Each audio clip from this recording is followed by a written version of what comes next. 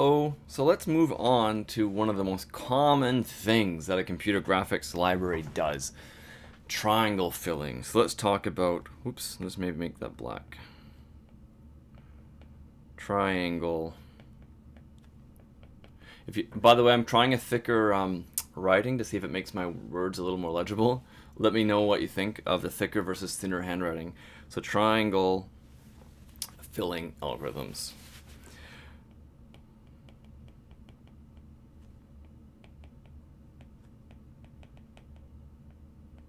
So drawing the outside of the triangle is easy because we have lines. We just draw 3 lines.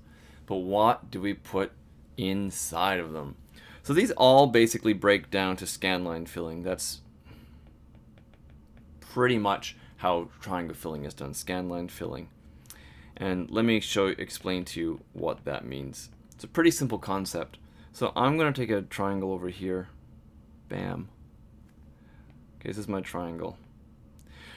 So what we want to do is we want to go and do horizontal lines across the triangle, go left to right, and fill in the pixels that are inside and skip the ones that are outside. So that's a scanline algorithm. The first thing we need to do, so we're not checking the whole screen, is we calculate the box around the triangle. The smallest box around the triangle. So let's figure out how to do that. Calculate smallest axis aligned box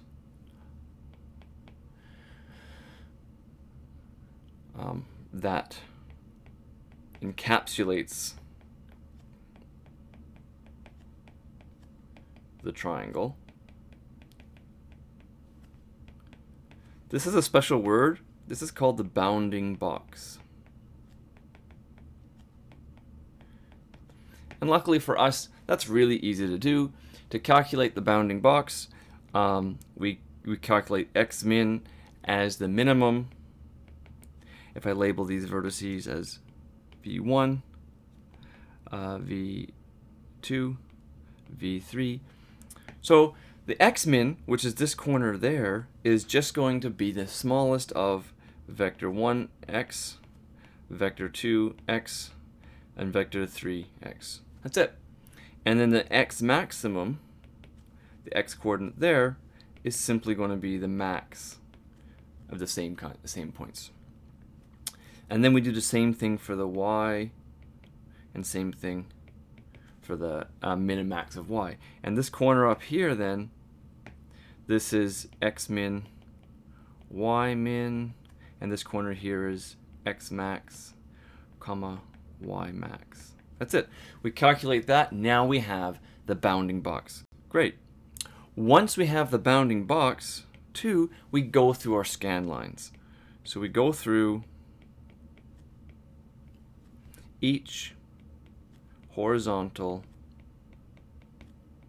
scan line. So we go through basically each y coordinate in the bounding box, right?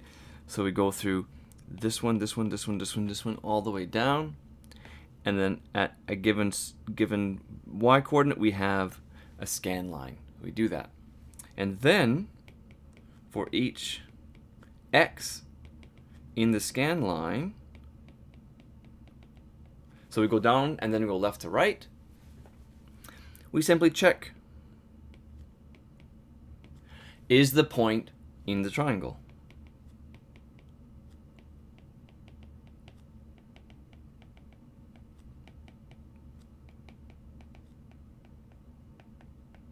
We've already learned how to do that. A couple cross products, right?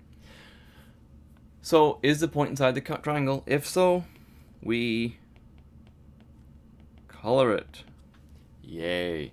So then that's all that we do. We go left to right. Nope, nope, nope, nope. Aha. Yes, we're inside the triangle. Color, color, color, color, color, color, color, color. And then we're outside again. Nope, we don't color, we don't color, we don't color. That's it. So we go down every scan line, we go left and right. Unfortunately, we do need to hit every single pixel. We do need to hit every single pixel. So this is a lot of work.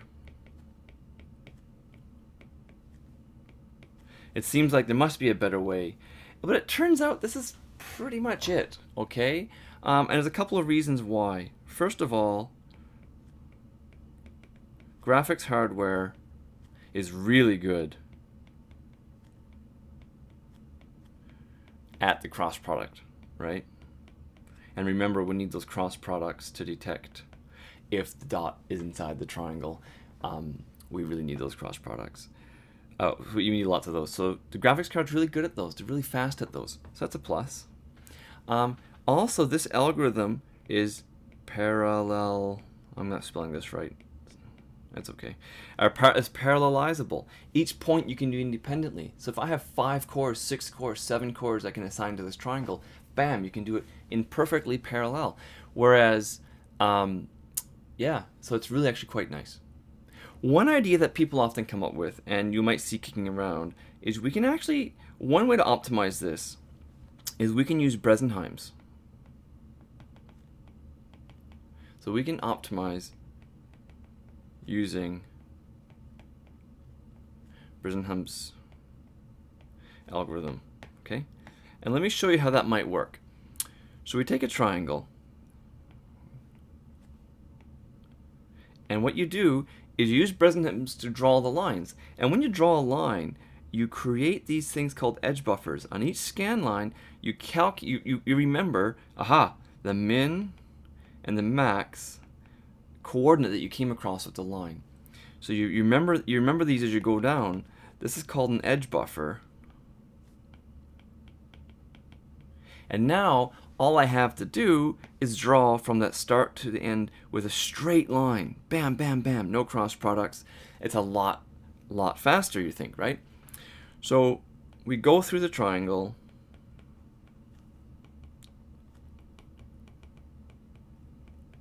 Okay, we go through the triangle outline, sorry. Place points in the buffer sorted, right?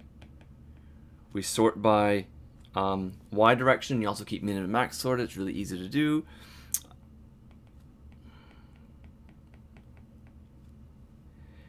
Right? We keep largest and smallest.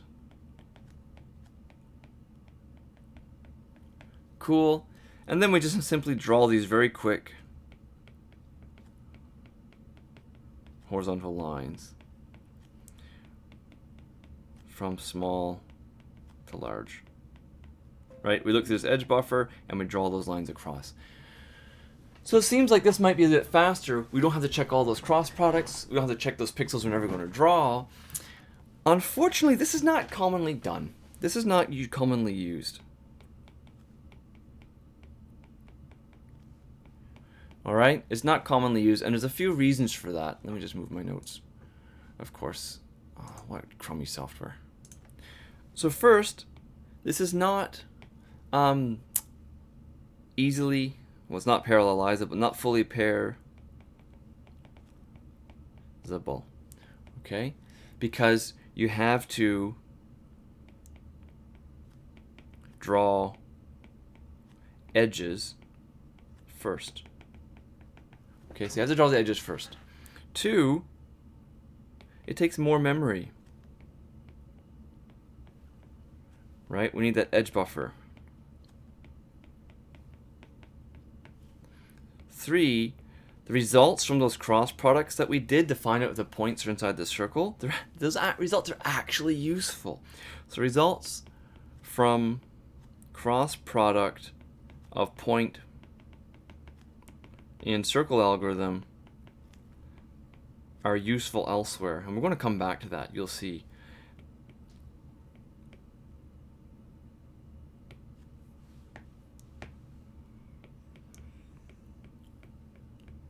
Okay, they're useful elsewhere.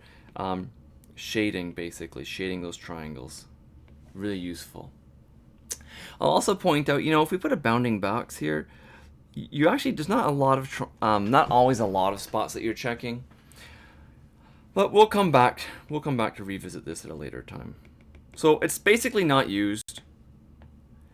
We go back to this standard algorithm here. This is pretty much what standard use.